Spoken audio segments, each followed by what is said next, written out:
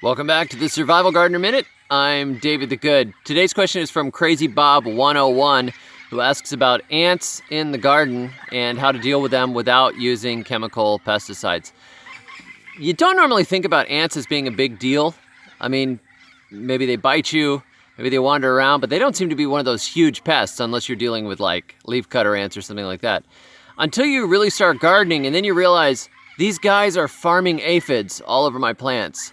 And in the case of Florida and a lot of the southern states, fire ants are a serious problem. They will tear your feet up, they'll be stinging you, and they do this really annoying thing that I've had happen again and again and again, and that is they dig up around the base of new transplants and even around established plants. They dig around the roots, particularly in drier times, and they make these mounds that end up completely wrecking the roots of the plant. I had them destroy all my white potatoes in North Florida once doing this. They just get around the base of it and they dig and they dig and they dig. So trying to deal with them without pesticides is really a pain in the neck. If you have sandy soil, one way you can get rid of ant hills is to go ahead and dump boiling water. Like you just go make a pot of boiling water and you dump the entire pot in there and you roast them along with their maggoty little babies and their queen.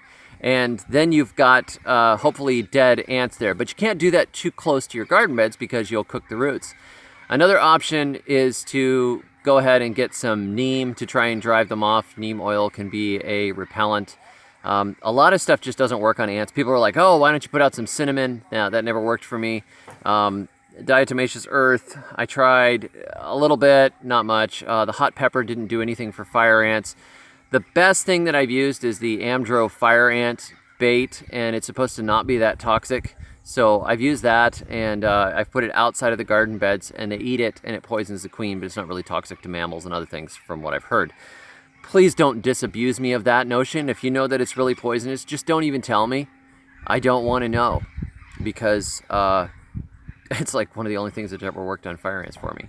So you guys in the comments, if you've got any answers for ants that have worked in your garden, please let us know. I have tried the borax and sugar thing, did not work well.